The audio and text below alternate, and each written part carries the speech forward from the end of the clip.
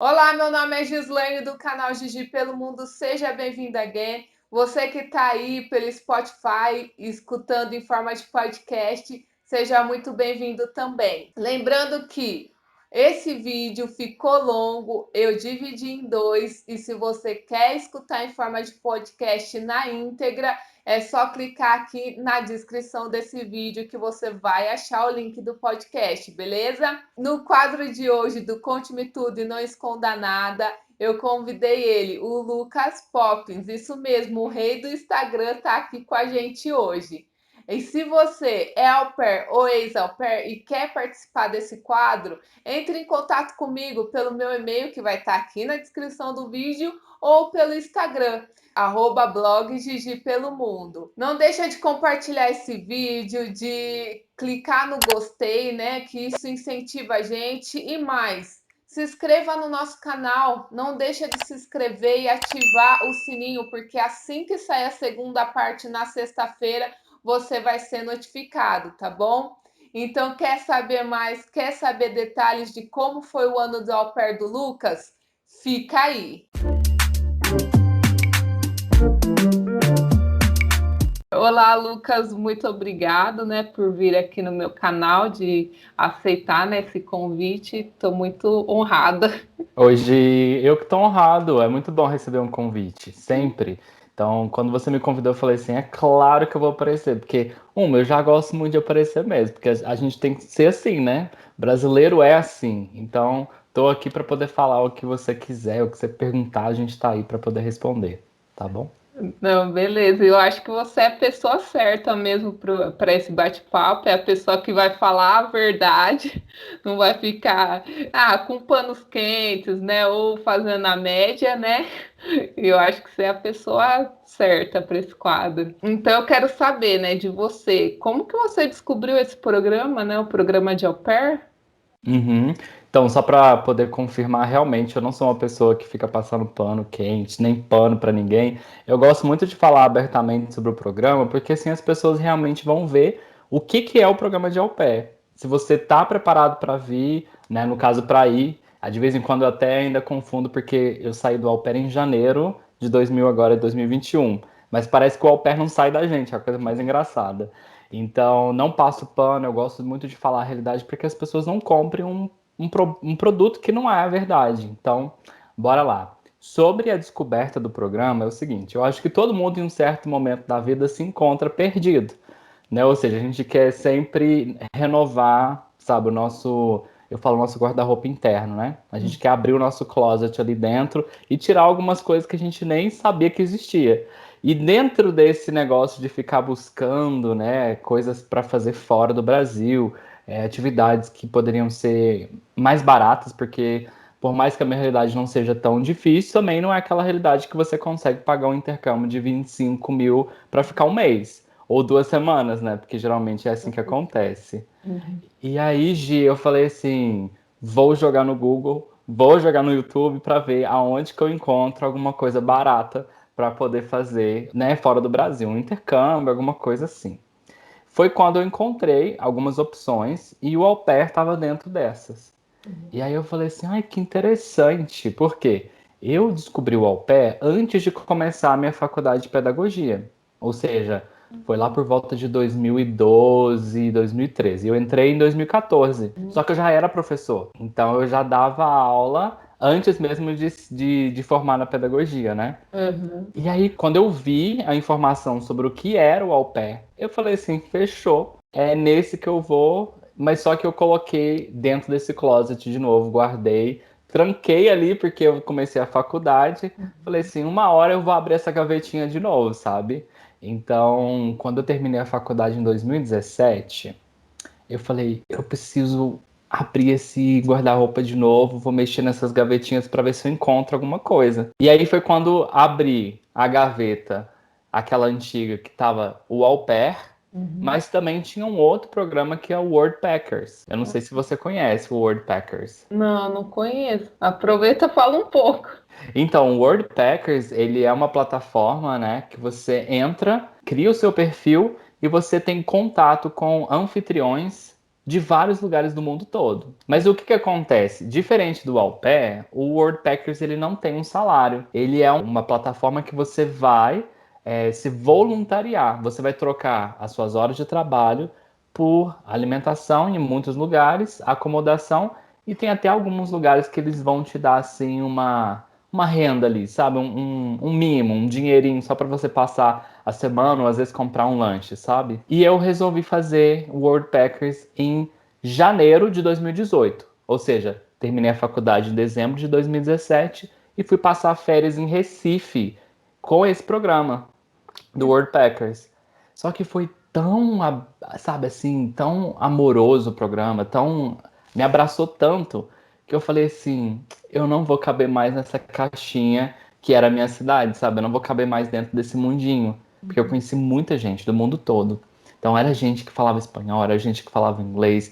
E aí isso me instigou muito, sabe? Eu fiquei muito motivado a fazer uma busca de novo dentro desse armário.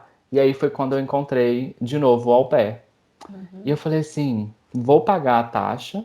Isso em 2017, tá? Então olha pra você ver que loucura. Em 2017, em dezembro, paguei a taxa do au pair. Fui pro Em Worldpackers janeiro de em 2000. janeiro.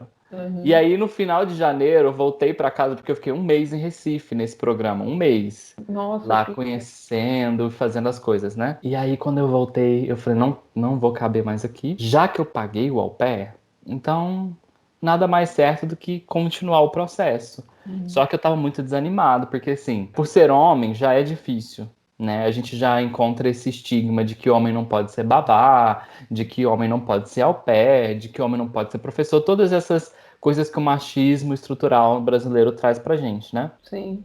E aí, menina, eu falei assim, já paguei, vou dar o máximo para poder preencher essa papelada. Fui para São Paulo várias vezes. Eu fui para poder, né, encontrar a minha agência. Fui, bati um papo com eles. Eu tinha uma amiga que estava nos Estados Unidos como au pair, então ela me ajudou muito nesse processo. E eu fiquei online em março. Então olha para você ver que loucura. Eu passei aí uns 2 meses esperando para ficar online e desesperado dentro dos meus empregos aqui, né? Porque, Uhum. tipo assim, por mais que eu amasse dar aula, eu já não cabia aqui mais. Então, logo eu queria o quê? É, Expandir, né? entendi. Sair. E aí eu só sei que o au pair entrou assim, muito cedo na minha vida, mas ele só foi acontecer mais tarde, porque eu acho que tudo tem o tempo certo, né, para acontecer. É isso mesmo, eu também acredito nisso, que tudo tem a hora certa, o tempo certo, né? E eu queria saber, você até mencionou, né, que é difícil, mais difícil aí para o homem, né? Eu queria saber se você já tinha todos os requisitos, como que você fez para conseguir, né, os requisitos. Fala um pouquinho. Então, acredito que a maioria das pessoas que estão acompanhando aqui provavelmente já devem saber quais são os pré-requisitos, né? Então, eu já tinha a CNH, tirei muito cedo. Eu já tinha o passaporte, eu falei assim, eu vou tirar o passaporte só para sentir um gosto, sabe? Aquela coisa, vou fazer uma viagem internacional um dia. Então eu falei assim, ai, bora lá. Tirei o passaporte. Aí eu já tinha a idade, já tava quase chegando nos 26. E para todo mundo que tá aqui, que acompanha, né, os Estados Unidos só aceita até os 26 mesmo. Depois, nos 27, você não consegue entrar. Então tava dentro da faixa etária. O meu inglês, eu já dava aula de inglês numa escola de idiomas. Então isso facilitou muito, né? E já tinha experiência com criança, porque eu já dava aula. Então já tinha tudo para ir. Então olha para você ver que loucura, né? Hoje em dia eu paro para observar como que as coisas foram caminhando para que eu chegasse no au pair, né? Para que eu pudesse fazer o programa de au pair. Então eu falei assim, é isso. Nesse momento o que eu preciso é exatamente isso. É me entregar para o programa. Então já tinha os pré-requisitos, sim, inclusive a faculdade de pedagogia, né, que me deu um suporte enorme lá fora, né? Porque uma coisa que eles não falam pra você, você não é parte da família, você é um funcionário da família, né? Então, isso tem que ficar muito claro. E você vai trabalhar com criança. Então, logo a pedagogia me deu um suporte enorme para poder fazer um trabalho de excelência mesmo, sabe? Por mais que o au pair não pague o suficiente para isso, né? Isso é muito triste mesmo, porque eu vejo que tem muita gente assim qualificada, né? Gente formada em pedagogia, ou até pessoas que realmente gostam de criança e que vai e que merecia assim ganhar um salário justo, né? Eu fui au pair na Europa, né, na Holanda, e lá o salário já fazem 10 anos que não muda. É 300, de 300 a 340 e não muda. E também não acho que vai mudar cedo também. Tipo, a galera tá levando meninas para lá, que tá educando as crianças, que tá passando um tempo bom, que tá fazendo aí troca de cultura, né? Uhum.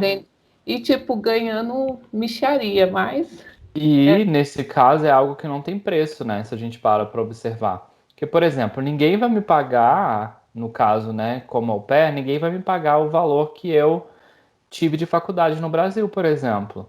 Né? Eles não vão considerar isso. Porque em momento algum estava como pré-requisito, né, no application que eles queriam um professor, por exemplo. Mas eu sou professor. Né? Então eu acho que existe uma falta de preparo, tanto das agências quanto de quem vai ser au pair e da família também, que é reconhecer que as pessoas, como indivíduos que somos distintos, então logo temos às vezes habilidades que são às vezes importantíssimas para o desenvolvimento da criança, sabe? Então logo essas pessoas eu acho que elas realmente deveriam ter um salário melhor. E essa questão da Europa não ter reajuste de salário é igual nos Estados Unidos, né?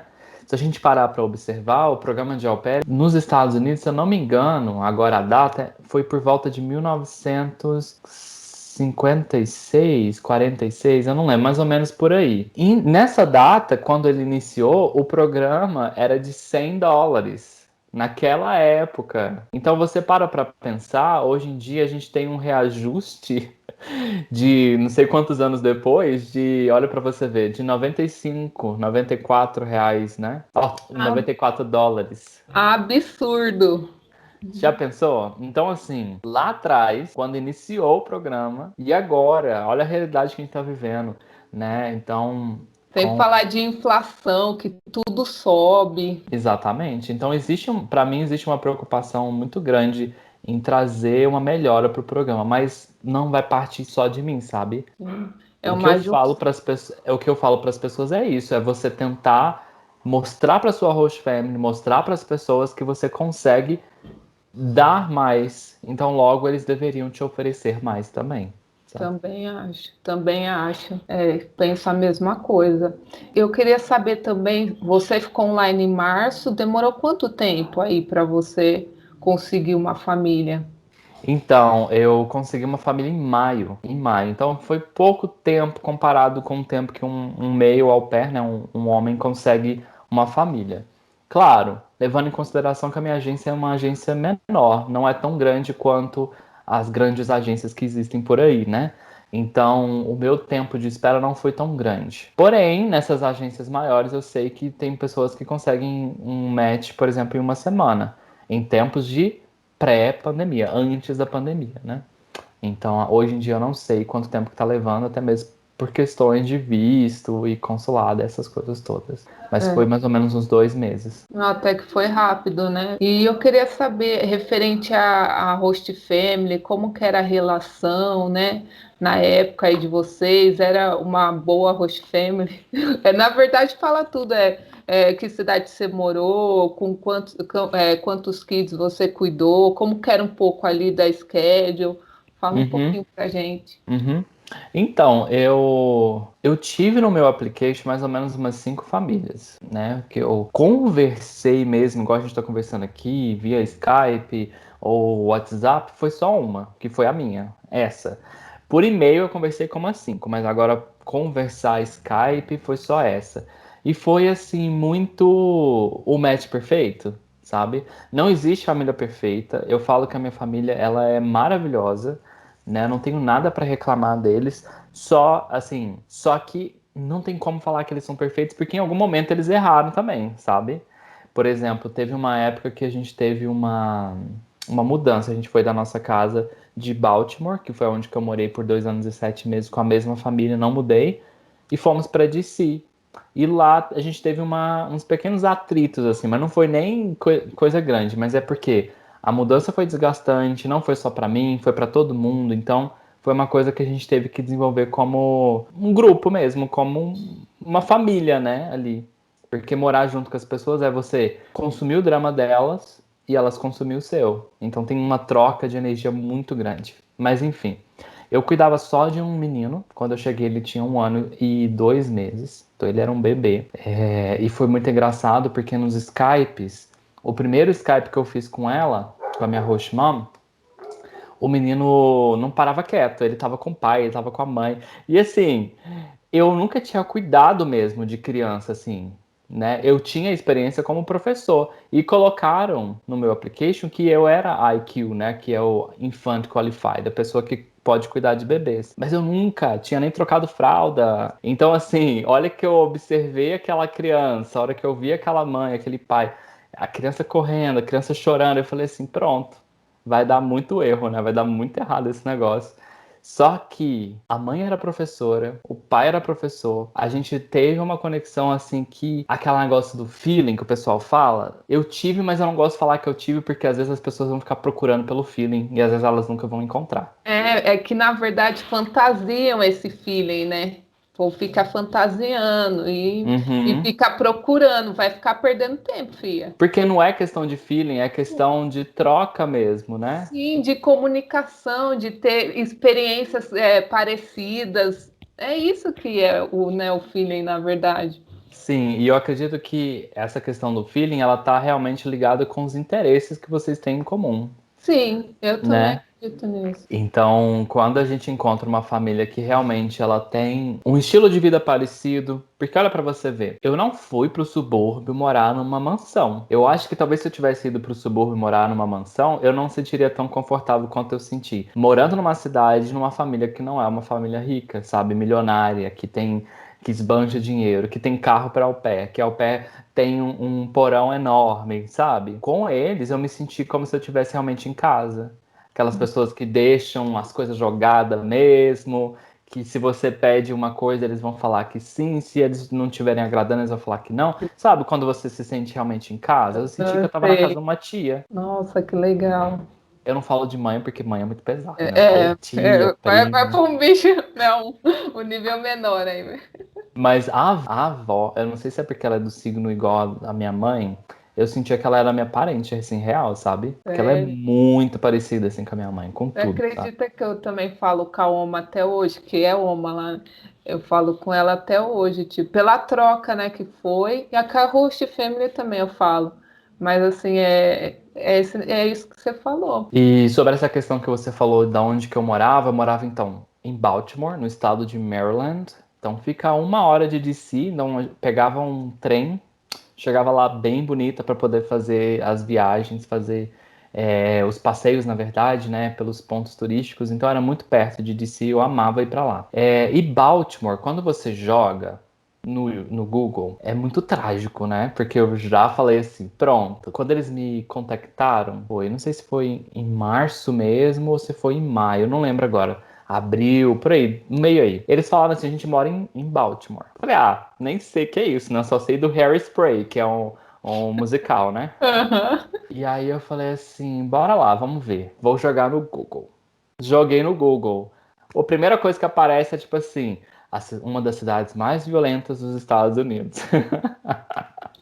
Aonde que eu tô me metendo? Falei assim, gente, pronto, agora eu tô indo para os Estados Unidos para poder passar um perrengue, onde provavelmente eu vou ser assaltado, vão me matar, eu vou morrer, minha mãe nem vai ficar sabendo, e é isso, né? Só que eu fui muito surpreendido, porque, como qualquer cidade no mundo todo, né, Baltimore é perigoso aonde tem que ser perigoso, sabe? Naquelas regiões Sei. onde realmente são perigosas, naqueles bairros que são perigosos. Então, eu morava num bairro universitário. Então, a segurança era maior, né? As pessoas, elas possuíam uma segurança maior por vários fatores, né? Que a gente sabe, questão econômica. Mas é uma cidade muito, muito triste, assim, sabe?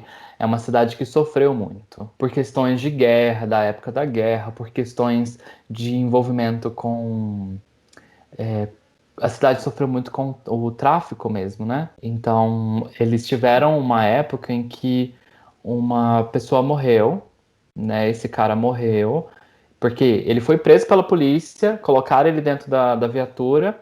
Não Aham. sei o que aconteceu durante o caminho, que ele quebrou o pescoço dentro da Da viatura. viatura. Então, sabe, essa questão do movimento que a gente viu o ano Uhum. passado, da Black Black Lives Lives Matter. Matter, Uhum. não chegou a ser repercutido como foi do ano passado, mas era uma pessoa negra também dentro do carro. Então sofreram, dentro da cidade de Baltimore, sofreram uma quebra na economia muito grande. Por quê? Quando aconteceu isso, a cidade entrou em guerra. Então as Uhum. pessoas foram para a rua, as pessoas quebraram muita coisa, e dentro dessa teve uma CVS, que é uma farmácia bem famosa nos Estados Unidos. E aí o que aconteceu? O povo saqueou. E aí, nesse saquear, o que aconteceu? Fizeram drogas com os medicamentos. Então, quando você anda pela cidade, você consegue ver os vestígios, assim. Por quê? Você vê pessoas muito, muito, muito, muito em situação, assim, precária. Por Uhum. conta da droga, sabe? Então, existem muitas pessoas em situação de rua e que você vê que não é somente o álcool, é a droga também, Droga. sabe? Então, essa é a parte triste.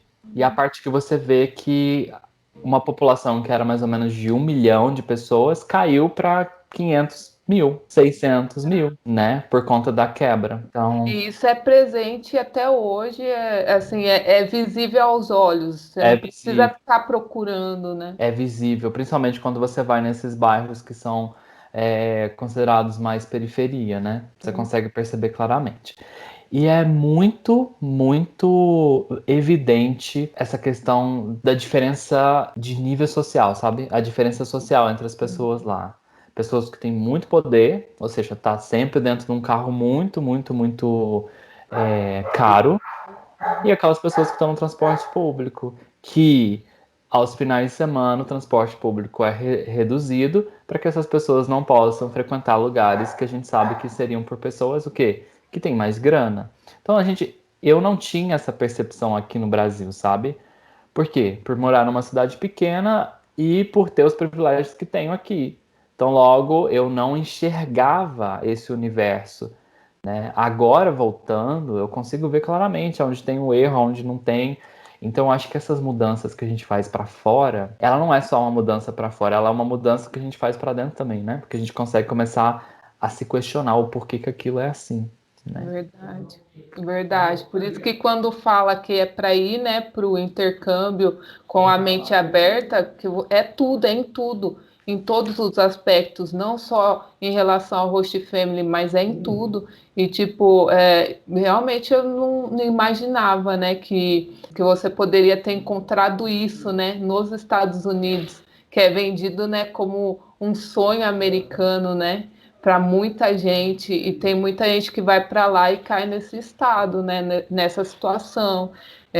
Realmente eu não sabia dessas histórias não e foi bem legal você pontuar, né? Porque às vezes a gente vai para lá com uma, né? Bem Alice. Mas eu queria saber para você esse impacto, né? Assim no seu dia a dia.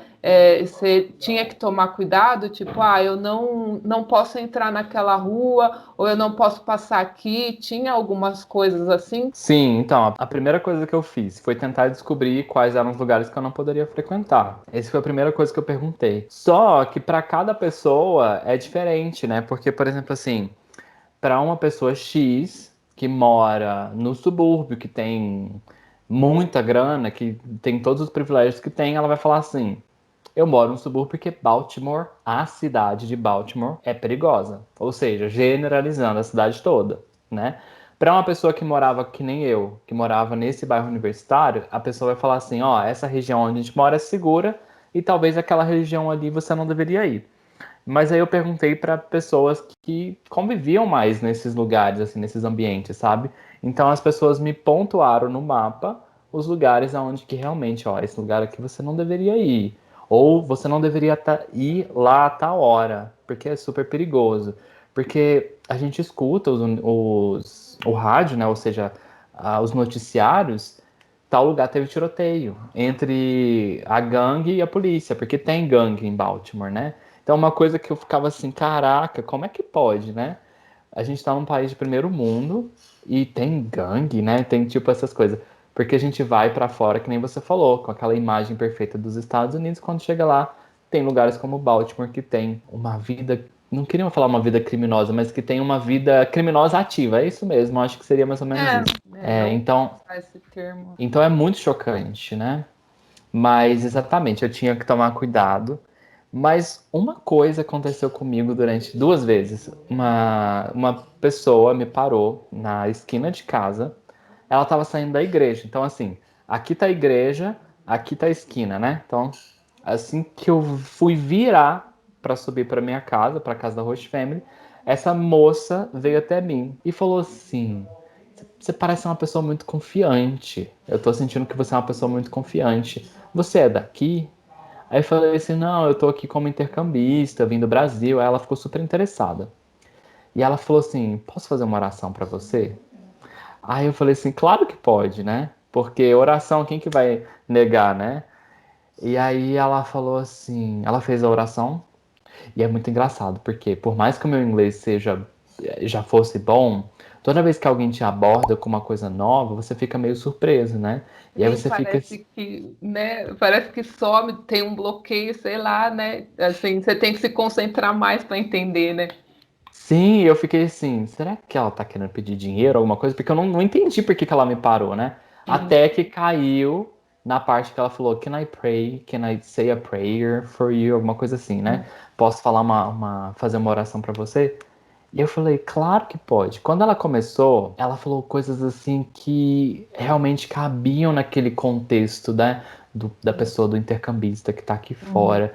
Daí ela começou a falar que Deus proteja o caminho desse jovem e que ele, durante o tempo que ele tiver aqui, Uhum. ele esteja seguro e andando como ele tá andando agora. Sabe, assim, que ele Ah, não tenha nenhum problema. Menina, eu assim, eu não sou uma pessoa muito religiosa. uhum. Eu cheguei a frequentar várias igrejas lá porque eu queria ver como que era a religiosidade nos Estados Unidos, porque não é tão grande quanto é aqui no Brasil, né? Uhum. Nem todo mundo frequenta. E aí eu falei assim, mano, será que esse tempo todo, 2 anos e 7 meses que eu fiquei nos Estados Unidos, aquela oração, ela realmente foi tão forte o suficiente para me fazer passar por tudo que eu passei de uma forma muito leve e conquistar tudo que eu conquistei sem tanto esforço, sabe? Então me deixou assim muito. É uma coisa que eu sempre vou lembrar, vou levar pra vida inteira. Lucas, mano, tô bem assim, porque, tipo, eu acredito que sim, que, tipo, a oração dela na sua vida fez, sim, diferença, eu creio, né? Uhum, uhum. E tipo, e normalmente quando a gente sai, né, para fora do Brasil, quem já teve a experiência, né, de só uma visita em qualquer outro país, você parece que se sente mais seguro. Pelo menos na Europa eu me sentia segura, na Holanda, pelo menos, na onde que eu morava. É de voltar, né, de bicicleta às 5 da manhã para casa e não ter problema nenhum, sabe? E daí você traz esse relato, eu queria saber como que você né, se sentiu lá. Você se sentiu seguro? Ou realmente essa oração, né, ela fez toda a diferença, assim, que... Então, eu acredito que depois que ela falou isso, eu acho que eu ganhei mais confiança, sabe? Eu não sei se foi uma coisa interna, né? Porque o nosso cérebro ele age de formas muito diferentes, né? Então, assim, às vezes você tem um momento em que alguém te fala uma coisa e é um gatilho negativo.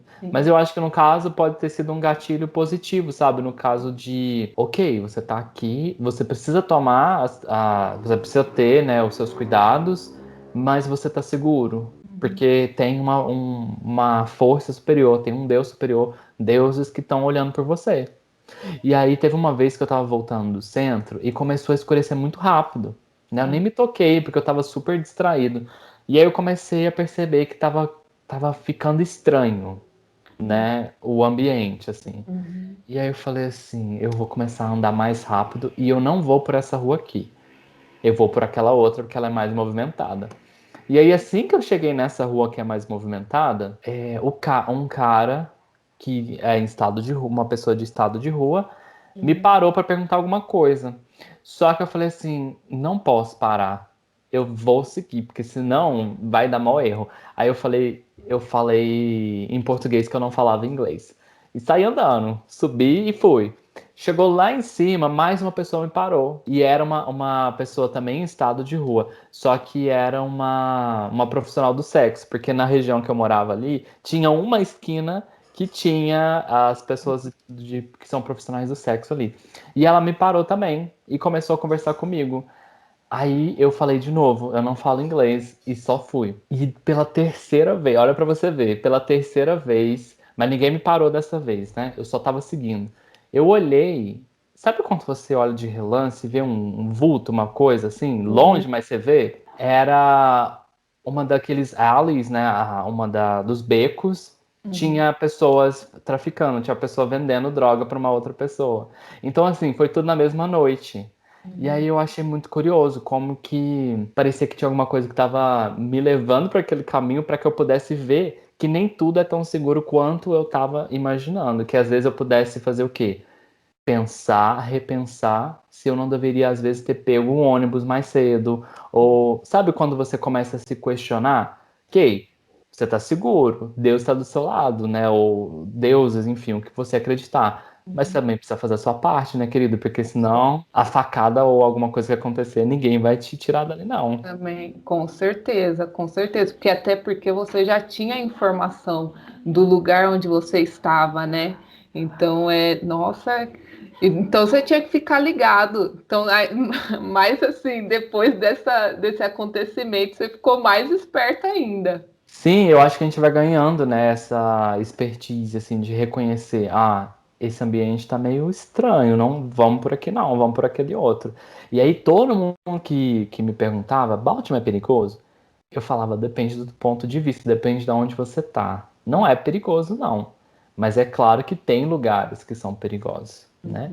E tem momentos que são perigosos. Então, assim, não adianta eu falar que Baltimore é segura, que a capital de si é segura, por exemplo, sendo que em DC, quando eu estava na parada LGBTQIA+, aconteceu um tumulto. Por que eu falo que foi um tumulto? Porque não teve realmente um caso de crime, Aham. não teve assalto nem nada, mas só que teve um tumulto em que uma pessoa achou que o cara tava com uma arma, que ele ia atirar em todo mundo, e aí o que que acontece? Nos Estados Unidos, isso é motivo de correr e criar muito pânico. Então o povo correu, pulou por de cima das grades, vieram na nossa direção, então virou um tumulto. Na internet, se você jogar parada em DC 2019, tumulto, alguma coisa assim, provavelmente você vai encontrar a Uhum. informação do que eu tô falando, porque foi muito sinistro. Foi uma coisa assim, parecia que eu tava num daqueles atentados, sabe? Porque todo Sei. mundo começou a correr, gritar, aí você Uhum. não sabia se era bomba, se era tiro, entendeu? Se era tiroteio. Então foi uma das coisas mais bizarras e loucas que eu já vivi nesse intercâmbio. E é isso. Um momento que não dava para saber que ia ser perigoso e que se tornou perigoso e era na capital ainda, né? Que era para ser um lugar mais seguro ainda. Gente, que loucura, né? Realmente precisa, né, ter essas informações. E sua host family falou alguma coisa para você sobre isso antes de você embarcar ou não?